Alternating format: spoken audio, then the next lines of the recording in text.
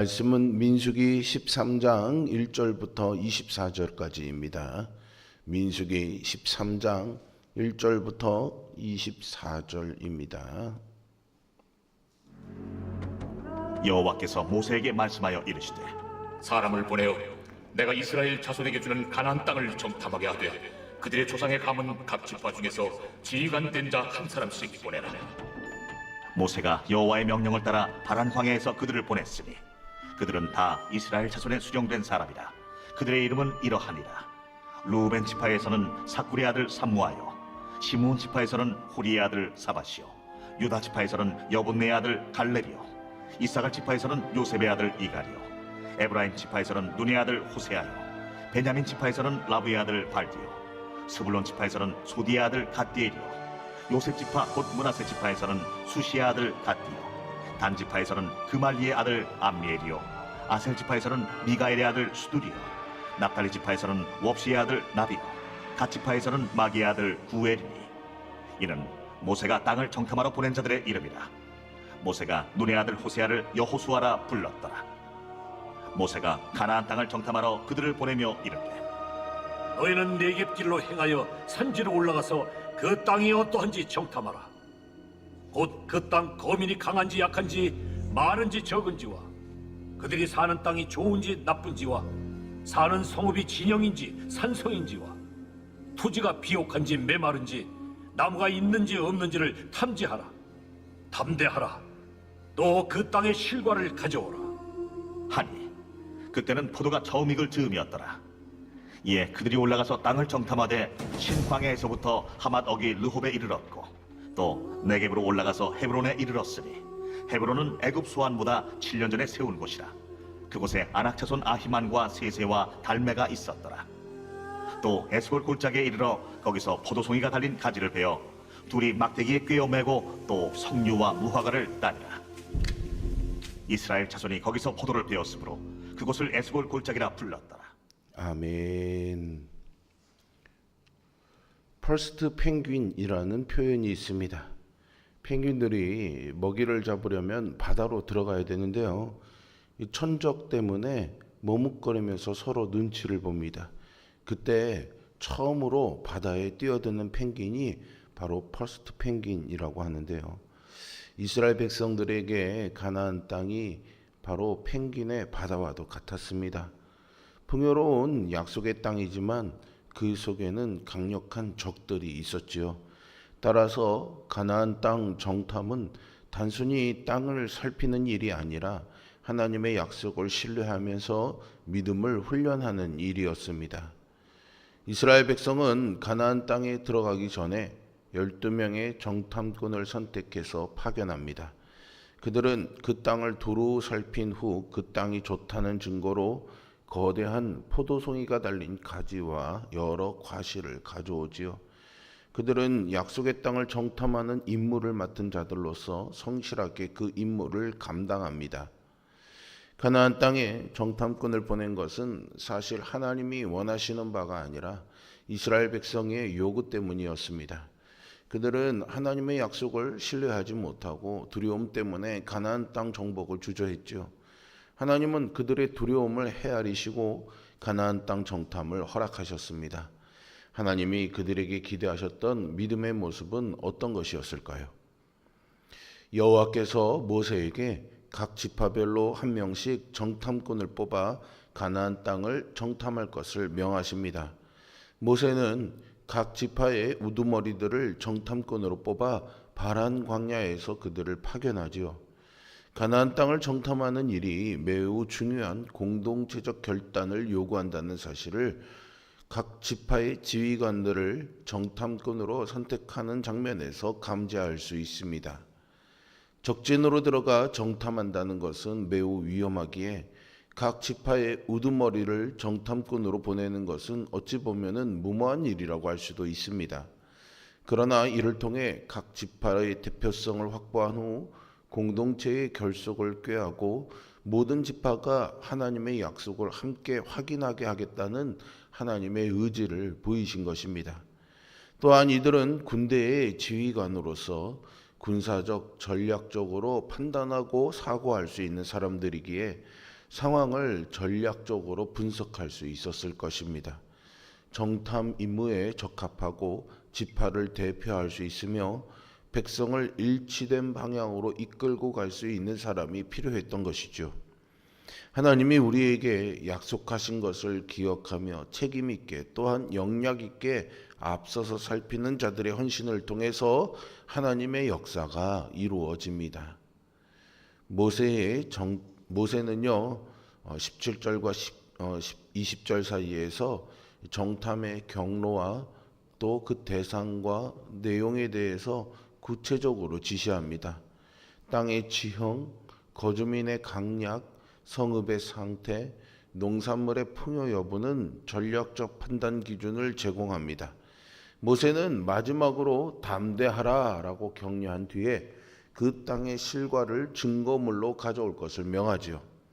여호와의 약속과 명령을 구체적으로 살피고 준비하는 것은 믿음의 행위입니다. 하나님은 이 모든 과정을 통해 당신의 약속을 신뢰하는 것과 충성을 다해 임무를 감당하는 것이 서로 배치되는 일이 아님을 그 백성으로 알려주십니다. 약속이 있음에도 담대하라라는 격려는 공동체의 힘이 됩니다. 두려움을 모르는 것이 믿음이 아닙니다. 두렵지만 마음을 다잡고 충성을 다하는 것이 믿음이죠. 이 땅을 사는 우리도 하나님의 신실한 약속을 믿고 담대히 맡겨진 임무를 충실히 수행하는 좋은 군사가 되어야 하겠습니다. 드디어 12 정탐꾼이 올라가 땅을 정탐합니다. 하나님은 정탐꾼들에게 가나안 지역을 살피고 그곳에서 나오는 과일을 따도록 명령하시죠. 그들은 정해진 경로를 따라 충실히 정찰의 임무를 수행하고 골짜기에 이르러 포도송이가 달린 가지와 다른 열매들을 정탐의 증거로 가지고 옵니다. 포도를 벤 그 골짜기에 송이라는 뜻을 가진 에스골이라는 이름을 붙인 것으로 보아 이 증거물을 채집한 행위는 지나칠 수 없이 중요한 일이었음을 짐작할 수 있습니다. 그때는 포도를 결실하는 철이었습니다. 그런데 정탐꾼들이 이 명령을 수행하기 위해서는 담대함이 필요했겠습니다. 가나안은 그들에게 미지의 세계였습니다. 그곳에 거주하는 민족들과 그 땅을 살피고 과일까지 가지고 나오려면 담대해야만 했습니다. 그런데 담대함은 개인의 성격에서 나오는 기질이 아닙니다.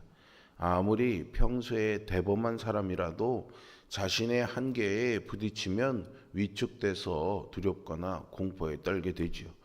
그러나 하나님의 말씀을 신뢰하면 자신의 한계를 뛰어넘습니다.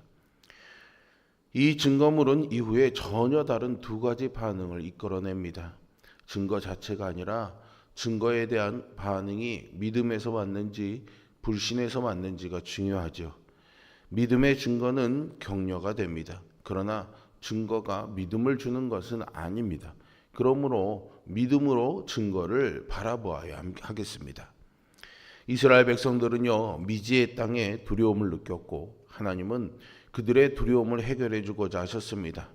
하나님은 당신이 약속하신 가나안 땅을 젖과 꿀이 흐르는 땅이라고 말씀하신 바 있습니다.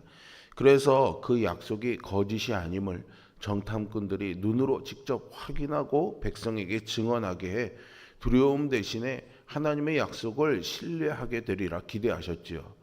그러나 결과적으로 정탐꾼들에게는 믿음이 없었습니다. 그들은 하나님이 가나안 땅을 이미 그들에게 주신 것을 믿지 못했고 자기들의 힘으로 정복해야 될 땅으로 착각했습니다. 결국 그들은 가나안 사람들과 비교해 너무도 연약한 자신들의 모습에 낙심하고 절망했고 그들의 의심과 불신을 백성들에게 전염시켰습니다. 우리는 그리스도로 인해서 하나님의 백성이 되었고 하나님이 통치하시는 영적 가나안 땅에서 살아가고 있습니다. 우리가 살아가는 영적 가나안 땅은 하나님의 통치를 받아들이고 그분의 약속을 믿음으로 살아갈 수 있는 곳입니다. 하나님의 임재에 대한 약속, 기도 응답에 대한 약속, 승리와 소망에 대한 약속 등 우리에게 수많은 약속이 주어져 있습니다. 우리는 날마다 이어지는 일상 속에서 믿음의 길과 불신의 길 중 하나를 선택해야 합니다. 세상의 도전 앞에서 하나님의 백성으로서 그분의 약속을 신뢰하는 길을 선택하는 성도가 되시기를 바랍니다. 시간이 한참 흘러 이스라엘 백성들이 시딤을 떠나 요단에 이르러 가나안을 목전에 두고 있을 때 하나님은 언약궤를 맨 사람들이 먼저 요단강을 건너라고 말씀하셨습니다. 그런데 그때는 요단강 물이 넘쳐 건너기 어려운 시기였습니다. 그러나 여호수아와 궤를 맨 사람들은 하나님의 약속을 믿고 요단강에 담대히 발을 들였고 하나님의 약속대로 그들은 안전하게 강을 건널 수 있었습니다. 우리는 궁극적인 가나안, 영원한 하나님 나라에 대한 약속을 믿는 사람들입니다. 그렇다면 세상을 향해 담대히 복음을 가지고 나아가야 하겠습니다. 하나님은 복음을 전하며 추수하는 일꾼들과 함께하겠다고 약속하셨습니다. 그러므로 이 거칠고 악한 세상이 아무리 우리를 대적하고 복음을 반대한다고 하더라도 세상을 향한 복음의 진리를 거침없이 외치는 그런 성도들이 되시기를 바랍니다. 가나안 땅 정탐은 단순히 땅을 살피는 일이 아니라 하나님의 약속을 확인하며 믿음을 훈련하는 과정입니다. 약속의 땅은 저절로 주어지는 것이 아니라 믿음과 순종으로 얻을 수 있는 축복입니다. 우리는 하나님 주신 사명을 충성을 다해 감당하며 믿음으로 약속을 붙들고 나아가야 하겠습니다. 믿음과 충성이 하나님의 약속을 이루는 길임을 잊지 마십시오. 참된 믿음은 우리의 행위에 영향을 미칩니다. 믿음이 있는 사람들은 세상 사람들이 두려워하는 상황을 넉넉히 극복하기도 하고 위축될 수 없는 상황에 담대하게 행동할 수 있습니다. 하나님은 우리에게 수많은 약속을 주셨습니다. 세상에서 우리가 아무리 약해 보여도 하나님의 약속은 반드시 우리를 통해서 이루어질 것입니다. 이 믿음으로 담대하게 말씀을 붙들고 약속의 땅에 이르는 복을 누리는 우리 모두가 되기를 주님의 이름으로 축원드립니다. 기도하겠습니다. 선하시고 신실하신 아버지 하나님, 우리로 이 세상 살아가면서 믿음의 눈을 가지고 살아가는 것이 무엇인지를 깨닫게 하여 주시니 감사합니다. 보이는 것으로 살아가는 우리들 되지 말게 하여 주시고 보이지 않으나 확실한 하나님의 약속을 믿고 살아가는 우리들 되게 하여 주시옵소서. 그 믿음으로 오늘 우리에게 주어진 가나안 땅을 향해 한 걸음 한 걸음 나아갑니다. 그 땅의 결실들이 우리의 것이 되게 하여 주시고 그것을 통해 하나님께 영광 돌리며 살아가는 우리 모두가 되게 하여 주옵소서. 예수 그리스도의 이름으로 기도합니다. 아멘. 하늘에 계신 우리 아버지